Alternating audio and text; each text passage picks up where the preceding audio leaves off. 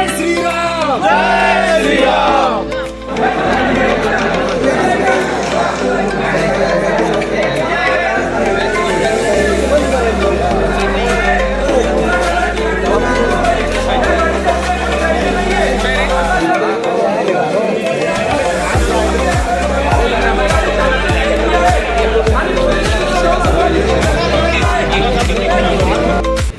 समाजातील सगळ्या धर्मातील लोकांना विकासाच्या माध्यमातून जोडण्याचं काम केलं, परंतु विधानसभेमध्ये मात्र काँग्रेसकडून धर्माचं राजकारण त्या ठिकाणी केलं गेलं आणि कुठेतरी तीच गोष्ट मनामध्ये ठेवून हे धमकीचं पत्र मला पाठवलेलं आहे। कालच्या पत्रामध्ये पुन्हा एक उल्लेख होता की याच्या आधी सुद्धा पत्र पाठवलेलं होतं, त्याची दखल घेतली नाही, म्हणून हे पुन्हा स्मरण करून देण्यासाठी पत्र पाठवतो।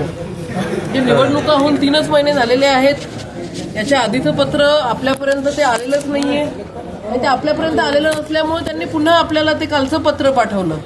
मजकूर आहे हा नक्कीच समाजामध्ये तेढ निर्माण करणारा आहे।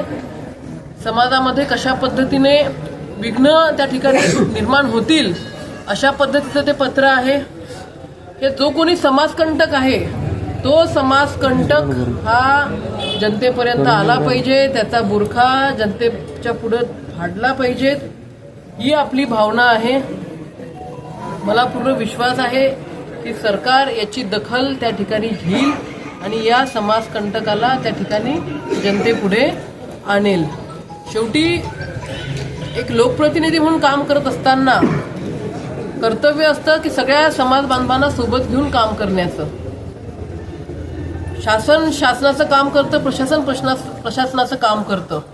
ही जी काही कारवाई नगरपालिकेच्या माध्यमातून झालेली आहे ती पूर्णतः कायदेशीर आहे। ज्यांचं अतिक्रमण होतं ते काही एका विशेषच फक्त समाजाचे नव्हते, इथे हिंदू होते, इथे मुस्लिम होते, तिथे बौद्ध धर्माचे लोक होते। ती जी कारवाई आहे ती कारवाई फक्त विशिष्ट समाजाला डोळ्यासमोर ठेवून त्या ठिकाणी केल्या गेलेली नाहीये, परंतु जे धमकीचं पत्र दिलेलं आहे ते विशेष एका समाजाकडूनच त्या ठिकाणी दिलेलं आहे। सर तनसे जुदा टाईपची जी काही लाईन आहे ती लाईन त्या तिन्ही पत्रामध्ये होती आणि त्याच्यामुळं याची दखल नक्कीच आपण सर्वांनी घेतली पाहिजे। शेवटी चिखली शहरामधले जे वातावरण आहे हे गुण्यागोविंदाने आपण राहतो, सगळे धर्माचे सण आपण या ठिकाणी साजरे करतो, परंतु कोण हा समाजकंटक आहे की जो समाजामध्ये विघ्न आणण्याचा प्रयत्न करतो, त्याचा बुरखा या ठिकाणी नक्कीच थांबला पाहिजे। विकासाच्या माध्यमातून आतापर्यंत आपण सगळ्या समाजाला, सगळ्या धर्माला न्याय देण्याचं काम केलेलं आहे, पुढे पण आपण ते करणार आहोत।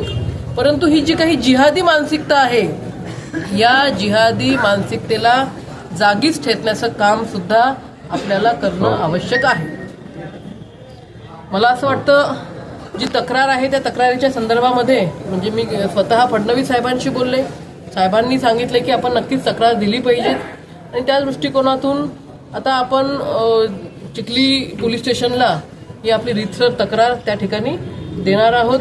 ती तक्रार दिल्यानंतर सरकार प्रशासन त्यांचं काम त्या ठिकाणी करेल। श्वेता ताई तुम आगे बढ़ो, हम तुम्हारे साथ हैं। श्वेता ताई तुम आगे बढ़ो, हम तुम्हारे साथ हैं।